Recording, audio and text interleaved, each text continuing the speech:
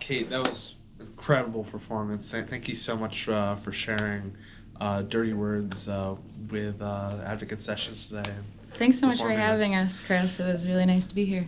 First off, can you tell me a little bit about how this project got started? Sure. So Dirty Words was my senior thesis when I was in college. It was way different. It started out as an hour collection of my poetry and my music. And then a year ago, I put together a show called Dirty Words to raise money for an ex that had passed away by suicide and Tapestry Health. And I rewrote the show so that it was a cohesive piece. It's actually an hour and a half. I rewrote it today so it would fit here. And I had some great musicians and artists join me, and we did just like vulnerable work and tried to raise some money for some great causes. And this is really only the third time that I've ever performed it. So.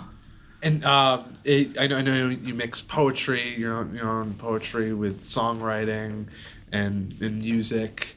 So could you tell me a little bit about the different influences, like whether the poetry aspect or musically? Yeah.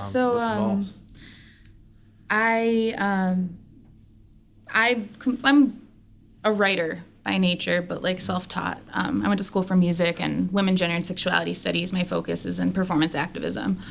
And I write for my band, The Grays, and most pieces are just poems that we adapt to music. I talked a lot about being an anxious person. I have a really hard time communicating with people outside of my art. So when I write and when I sing, that's honestly the most comfortable I am. And, a couple years ago, I started just being a lot more honest with my work, and it just felt right. But yeah, I mean, I have some jazz influences. I was a theater kid growing up. Okay. And I love a lot of actors and poets. I've been inspired by a lot of different people.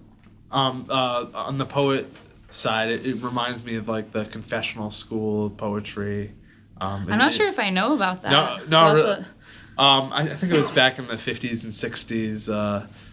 There was a whole wave of confessional poetry, and that really kind of started that style of performance. But I know your project combines like a lot of different things. So that was just something I kind of picked up on. Yeah, definitely. But I guess it's totally out of left field in that case. No. I mean, like I said, poetry. I would love to take poetry classes and writing classes. That was something I just kind of started doing for myself. Mm-hmm.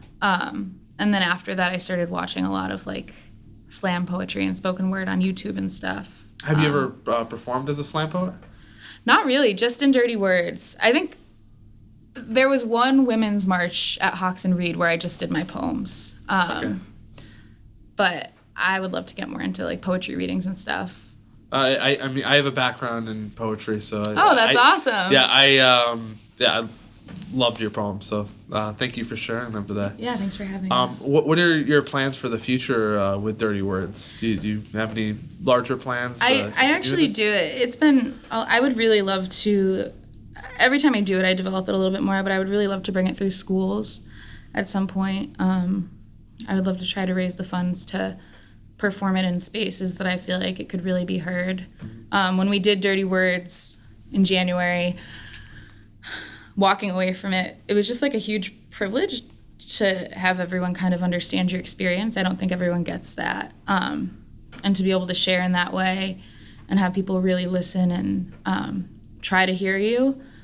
I think in a lot of ways we lose that as people, as we get in our own tendencies. But I think music and art has a really special power of kind of like making people tune in. So I would really love to bring this through community centers and schools, and then maybe do some workshops as well.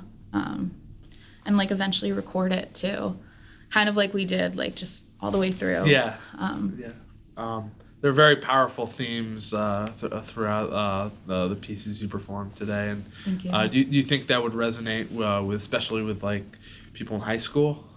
Yeah, I would really love to do it for people in high school because I have a friend, she used to work with me, and she just graduated high school last year, and she's already published her own book of poetry, which I think is badass. She actually performed at Dirty Words. I have so much respect for that. But when I was in high school, I was going through a lot of things that I talk about, and I did not know how to express it. And it caused a lot of things within me that I still deal with now. And I think, not that this piece is the end-all, be-all to people dealing with that by any means, but I think, like, being super open and vulnerable then shows other people that they can be super open and vulnerable. I guess that would be, like, the biggest thing that I would hope to be able to talk to that age group about. I don't know. Of course, yeah.